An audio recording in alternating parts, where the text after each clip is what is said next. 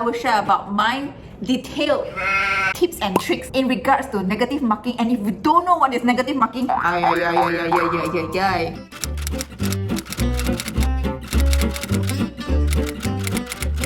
you should watch my previous video to find out what, because negative marking is one of the marking scheme that is employed for MEDEX as well as for the MCQ in the Master of Ophthalmology. It will really benefit you to understand what is negative marking and how to score. Even if not to score, how to pass the negative marking. Because so many of people died. I mean, like, fail, not literal die in MCQ. Yeah. It's time to get serious about what you want to do and what you want to be. Stop wasting time, stop procrastinating, and hit that subscribe button and the notification button because you do not want to miss any of this series.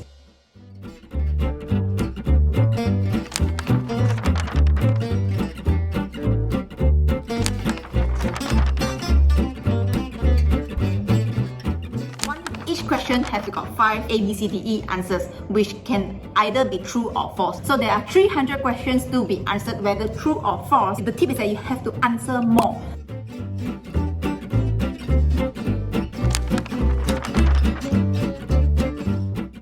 So pro tips. So yes, is that you need to answer at least 180 questions. This is just mathematics. You need to answer that much for you to get a pass for the exam. If you answer less than it, I will say that it is very dangerous because all the answer needs to be correct. So it's not enough for you to get a pass.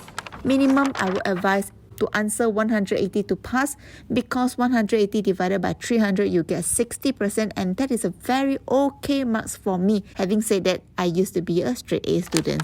If all three that is correct, if all 60 you know all, you confirm no 3 that is going to be correct. That is a beautiful pass already. Okay, do you see what I'm getting here? If you know more, 4, confirm 4 that you know, definitely you will pass with even beautiful marks.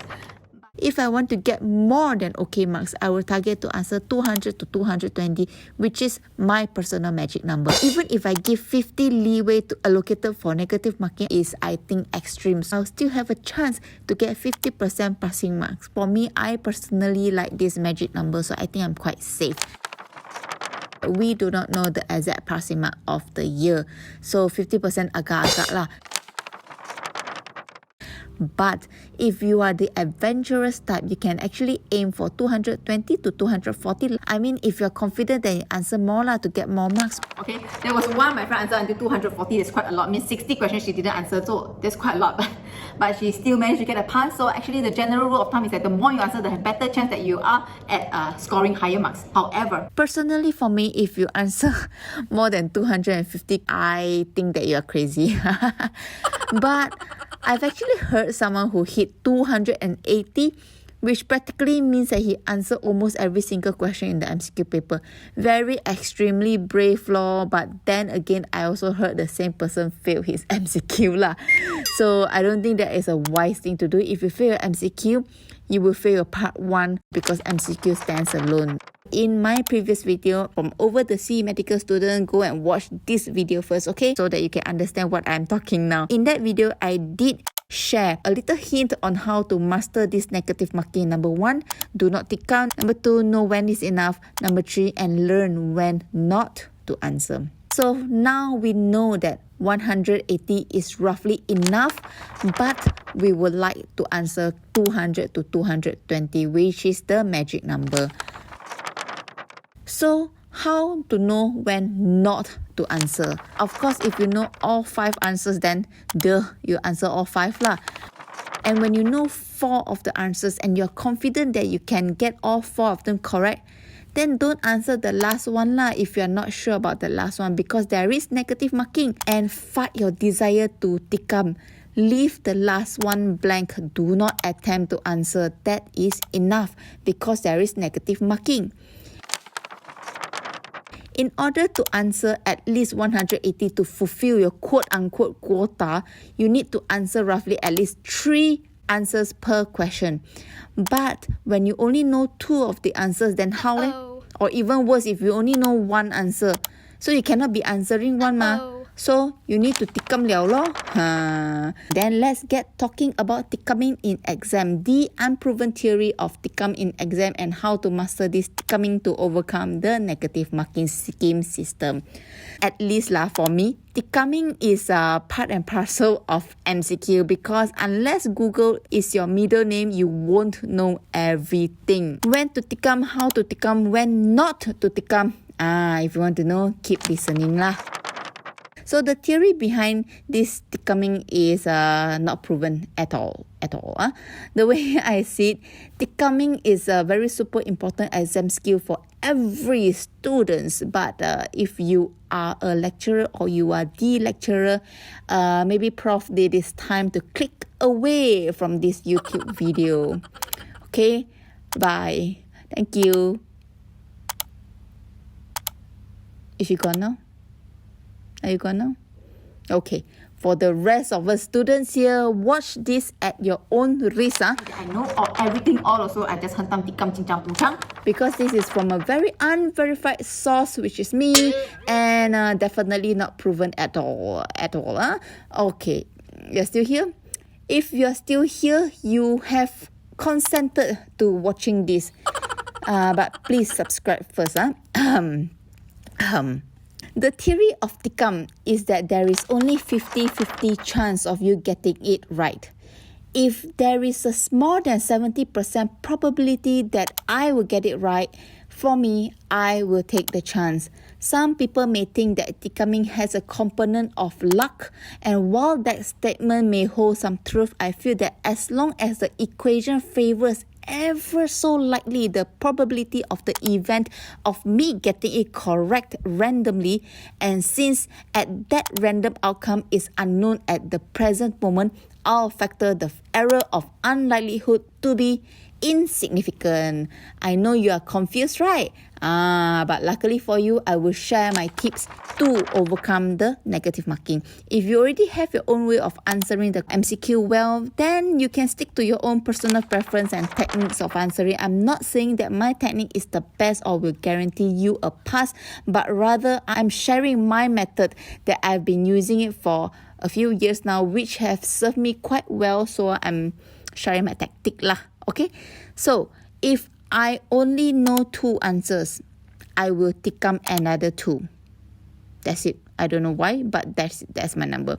And if I only know 1, to me, basically this question is a goner, so I will attempt to TIKAM every single thing. So all 5 I will TIKAM if I only know 1. If I know 0, of course I will TIKAM every single thing lah. So since it's already goner, mana tahu you get all correct. So basically what I do is that if I know 5, excellent, 4, great, and if I know 2, I'll TIKAM 2 more, and if I only know 1 of the answer, I will TIKAM all, and if I know 0, obviously I will TIKAM all. But the grey area is that what if I only know 3 of the answers? Because like I said, you need at least 180 for a pass exceptional to negative marking, which means that you need at least 3 correct answers per question. So if you only know 3, would you want to stay at 3? What if you want to answer more for a chance for a better marks? So for me personally, when I'm doing the question, I will always jot down the number of answers that I confidently know, and I will track the total of questions that I have already answered at the right hand side bottom of the page. So let's say the first page I answered 12 already. So on the second page I got bolder and I answered 15. I'll add to it straight away. And I continue on lah. And let's say till the last page of the MCQ, I already got a total of 238 questions that I have answered. So according to my unproven guide, that is already at the adventurous level already. So for me, I will not attempt to TIKAM anymore. I will just use the remaining of my time to check my answer and make sure I didn't bulatkan or hitamkan the wrong answer accidentally. But if I have only answered a total of 170 questions at the end of the last page of my MCQ, I will actually go back to the question that I have answered 3 only, and I will TIKAM lagi until I get to my magic number of 200 and 220. So, yep. that's it. There is no secret here. This is what I've been doing. So anyways, these are my ways, my tactics and my techniques. I do not know other people if they have any other techniques or any other magic number. And the last tip that I want to share with you is that do not spend too long of a time on one question. You have 60 MCQ to answer in 2 hours, which means you have 300 questions to be answered in 120 questions, which means that one question should only take you 0.4 minutes at the most, which means also that you can only spend 24 seconds per question. So this is something that you need to drill inside you because you have limited time only. So about 20 seconds per question. Think people try to have some flashback memory, deja vu, whatever that you're studying, so that the answer come to you. And anyways, I hope that you have read the disclaimers well. These are just my style, my tactics that I've used for my MCQ.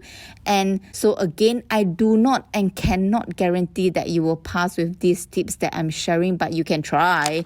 So I thought I would share that with you because, of course, in case if you don't know, because I never know until I join master program also. Because best way to ensure that you pass the exam is obviously to study for it, keep revising and revise early, and keep practicing, because practice makes perfect. And with that, I hope this video helps.